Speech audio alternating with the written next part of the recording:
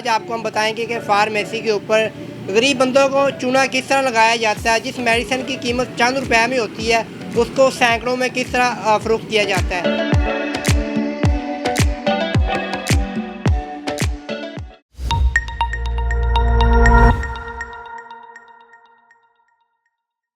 अस्सलाम वालेकुम नाज़रीन, मैं हूं आपका मेज़बान उस्मान अशरफ और आप देख रहे हैं आज की दुनिया। आज आपको हम बताएंगे कि फार्मेसी के ऊपर गरीब बंदों को चूना किस तरह लगाया जाता है। अस्सलाम वालेकुम। वालेकुम अस्सलाम। क्या हाल चाल है? ठीक ठाक अल्हम्दुलिल्लाह जी। क्या नाम है आपका? गज़नफ़र अली।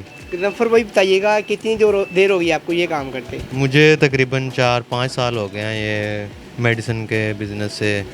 पहले मतलब हमारी फार्मेसी उधर जंडियाली बंगले में वेल केयर के नाम से, अभी ये हमारी सेकंड ब्रांच है यहाँ पे मियां चन्नू प्लस फार्मेसी। तो इसको 1 साल 8-9 महीने हो गए यहाँ पे। गज़नफ़र भाई बताइएगा आपकी तालीम कितनी है?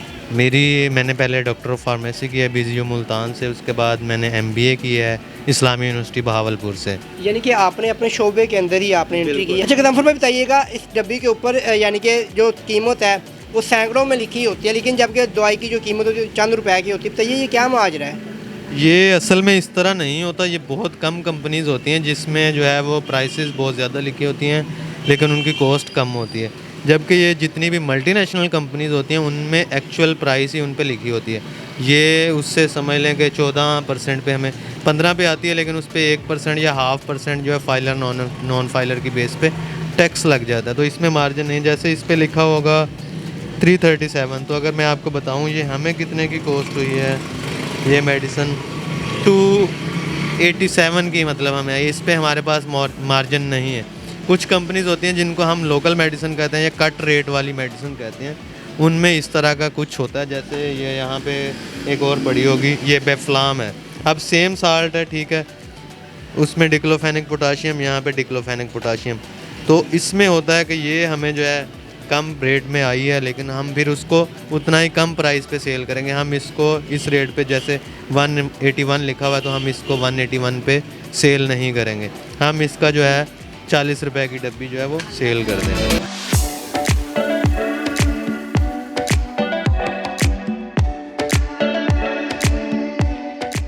अच्छा गज़नफ़र भाई, वो तो आपकी बात ठीक है, लेकिन इसके ऊपर इतनी कीमत क्या लिखने का क्या मकसद होता है, जबकि उसकी जो कीमत होती है वो तो चंद रुपए में होती है।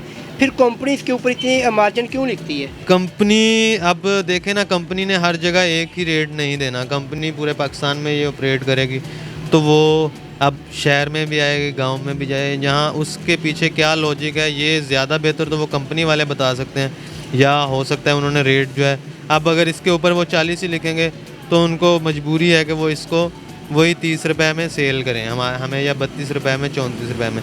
181 लिखा तो वो कहीं पे इससे ज़्यादा प्राइस भी चार्ज कर सकते हैं, या फिर वो इसलिए उन्होंने लिखी कि जो दुकानदार है वो इससे ज़्यादा जो है वो चार्ज कर सके। तो ये ज़्यादा बेहतर जो है वो कंपनी वाले बता सकते हैं कि वो क्यों इस तरह करते हैं, या फिर ये है कि वो अपना जो है दूसरे ब्रांड के साथ कंपैरिजन में उनको compete करने के लिए थोड़ी सी कम रखते हैं। बहुत ज़्यादा कम रखेंगे तो ज़ाहिर बात है कस्टमर का जो है ट्रस्ट नहीं रहेगा कि यार इतना कम कैसे हो सकता है। गज़नफ़र भाई, हमने वो देखा होता है अक्सर फार्मेसियों के ऊपर या फिर गांव देहातों के अंदर जो डॉक्टर्स बैठे होते हैं वो ऐसे डब्बी पकड़ते हैं, ऐसे बताते हैं कि अगले बंदे को यार इसकी जो कीमत है 118 है, आप हमें 200 दे दें, जबकि उसकी जो कीमत होती है 180 से भी कम करके उसको देनी पड़ती है। लेकिन वो ऐसा क्यों करते हैं जो अक्सर गाँव में बैठे होते हैं? नहीं, मेरा नहीं ख्याल कि इस तरह, मतलब जो डब्बी पे एक्चुअल प्राइस है उससे ज़्यादा तो कोई भी बंदा चार्ज करने का जवाज़ ही नहीं रखता। कि अब ये तो कस्टमर का भी राइट है, अगर वो देखेगा कि यार ये इस पे 180 लिखा है तो आप मेरे से 200 क्यों ले रहे हैं, नहीं ले सकता। मतलब ये कस्टमर का राइट है, वो पूछ सकता है आप क्यों ले रहे हैं। तो इस तरह नहीं होता। बाकी ये है कि 180 तक वो ले सकता है, ये ठीक है। इसमें वो ज़ाहिर बात है क्योंकि उसके ऊपर डब्बी के ऊपर रेट प्रिंट है, इससे ज़्यादा लेने का वो कभी भी मजाज नहीं है। कस्टमर पूछ सकता है भाई आप क्यों ले रहे हो ज़्यादा। अच्छा गज़नफ़र भाई, एक बड़ा अहम सवाल है, जब कोई कस्टमर आपके पास पर्ची लेके आता है वो खुद नहीं पढ़ सकता, कोई पढ़ा लिखा वो भी पर्ची को नहीं पढ़ सकता, सिर्फ उस पर्ची को आप जानते हैं या डॉक्टर हजरात जानते हैं। बताइए उस पर्ची के ऊपर ऐसा क्या लिखा होता है कि फार्मेसी के अलावा आम बंदा से पढ़ ही नहीं सकता?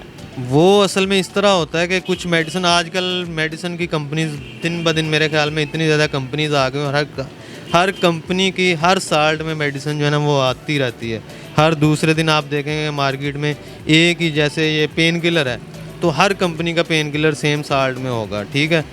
तो उसमें जो है वो अब डॉक्टर पे डिपेंड करता है कि वो कौन सी कंपनी का साल्ट लिख रहा है, ठीक है। उसने वो ब्रांड होता है, वैसे होना ये चाहिए कि आप जेनेरिक लिखा है होना चाहिए, जैसे ये इस पर डिक्लोफेनिक पोटाशियम, ये एक्चुअल इसका जेनेरिक है लेकिन इसका ब्रांड नेम कैफ्लाम है, इसका ब्रांड नेम बेफ्लाम है, ठीक है। तो वो इसलिए वो अब ये डॉक्टर पे डिपेंड करता है, या तो फिर इसमें कोई ऐसी पॉलिसी होनी चाहिए कि हम उतनी ही कंपनीज़ को, लिमिटेड 5-10 कंपनीज़ को रजिस्टर करें, या फिर जो है डॉक्टर वो ब्रांड की बजाय जेनेरिक लिखे। अब ये तो फिर डॉक्टर की मर्ज़ी है कि वो कौन सी कंपनी का साल्ट लिख रहा है। गजम्फर भाई, एक फॉर एग्जांपल मैदे का कैप्सूल है, उसकी डब्बे के ऊपर की प्राइस क्या होती है और हकीकत में उसकी कितनी कीमत होती है? मैदे के कैप्सूल भी इसी तरह है, मतलब हर कंपनी ने मैदे का कैप्सूल बनाया हुआ। आप अगर मैं आपको बताऊं, जैसे गेट्स का सबसे ज़्यादा चलने वाला राइजिक है, तो उसकी प्राइस ये है 550, राइजिक 20 mg जो है, ठीक है। ये वही कंपनी की है, ठीक है, मल्टीनेशनल कंपनी है, वेल नोन, तो इसकी प्राइस में इतना डिफरेंस नहीं है। जबकि वही अगर हम देखें एक और लोकल कंपनी है तो ये नूरान अगर देख लें, ठीक है, इसका भी बहुत अच्छा रिज़ल्ट है, लेकिन ये है जो है 60-70 रुपये की डब्बी है, तो लेकिन इसके ऊपर प्राइस जो वो ज़्यादा होगी, ठीक है। लेकिन प्राइस कितनी है? 143। अच्छा, 143। 143 इसकी हकीकत में कितनी है?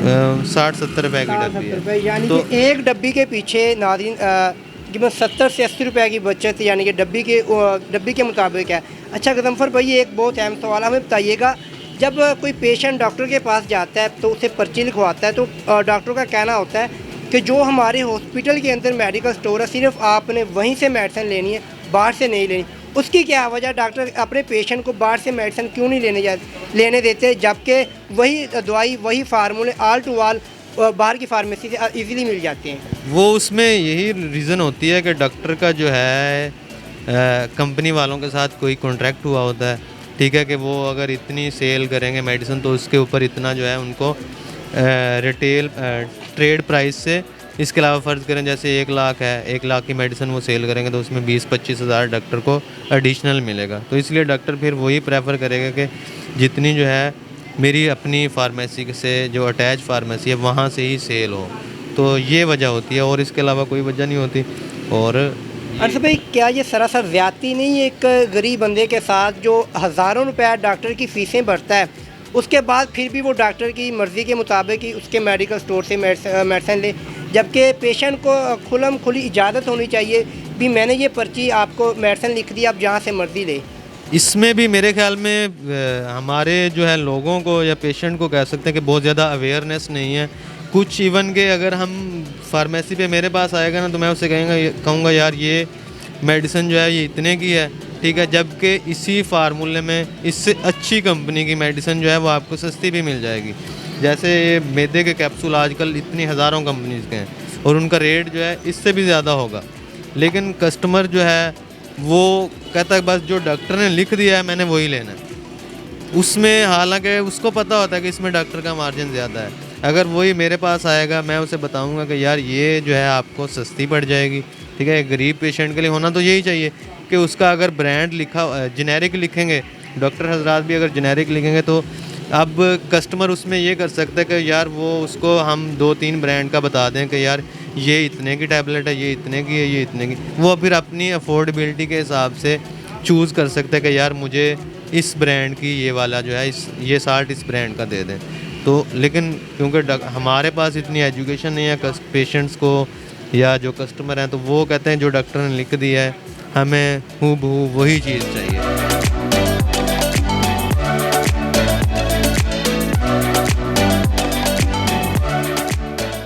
गजम्फर भाई, हमें बताइएगा एंड के ऊपर हमारे नाज़रीन को क्या मैसेज देना चाहेंगे जो इधर से सैकड़ों के हिसाब से मेडिसिन ले जाते हैं लेकिन बाद में वो कस्टमर को, पेशेंट को हज़ारों रुपए में उनको फ़रोख्त करते हैं। आप क्या मैसेज देना चाहेंगे जो गरीब आवाम को लूटते हैं? गरीब आवाम को मैं उनके लिए तो मैसेज ये है कि कोशिश करें कि जो है एक तो अच्छी कंपनी की मेडिसिन रखें, लेकिन अगर आपने नो डाउट इसमें जो कट रेट वाली मेडिसिन होती है उनके रिज़ल्ट बहुत ज़्यादा हैं, बहुत ज़्यादा। तो उसमें ये है कि वो इसलिए होता है कि चलो उसमें जो है कस्टमर का बेनिफिट हो जाए, ठीक है, ताकि कस्टमर को चलो वही चीज़ जो है जो अफोर्ड नहीं कर सकता, एक जो है टैबलेट आपको 20-25 रुपए की पड़ रही है, जबकि उस दूसरी मेडिसिन का 20-25 रुपए में एक पत्ता पूरा मिल रहा है, तो उस हिसाब से पेशेंट को भी इसका फ़ायदा होना चाहिए और दुकानदार को भी।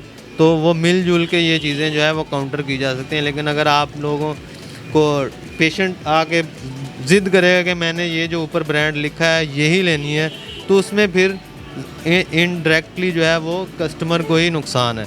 अगर वो आएगा किसी फार्मेसी पे वाले के पास आके कहेगा कि यार मुझे इसमें इस साल्ट में या ये कौन सा साल्ट है इसमें कोई सस्ती मेडिसिन दे दें जिसमें जो है चलो काम तो वही करेगी, और करती भी हैं। मतलब ये इसमें इतना ज़्यादा नहीं होता कि एक मेडिसिन जो है वो 100% काम कर रही है तो दूसरी 10% करेगी या 0% करेगी, ऐसा नहीं होता। उसमें फ़र्क होता है चलो थोड़ा बहुत 10-20% का, लेकिन उसमें फिर रेट का बहुत ज़्यादा मार्जिन होता है। तो उसमें अगर पेशेंट अफोर्डिंग नहीं है, वो इतने ज़्यादा पे नहीं कर सकता, तो वो उसको ये पता होना चाहिए कि यार मैं इसी फार्मूले में इसका अल्टरनेटिव जो सस्ता है वो मैं ले सकता हूँ।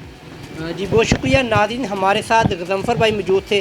तमाम तफ़सीलात आपने इन्हीं की ज़ुबानी जानी है। जिस मेडिसिन के ऊपर कीमत चंद रुपए की होती है किस तरह उसको सैकड़ों में फ़रोख्त किया जाता है, तो तमाम तर कहानी आप इन्हीं की ज़ुबानी जान रहे थे। इंशाल्लाह एक नई स्टोरी के साथ दोबारा मिलते हैं। अपने मेज़बान उस्मान अशरफ को इजाज़त दीजिएगा। अल्लाह हाफ़िज़।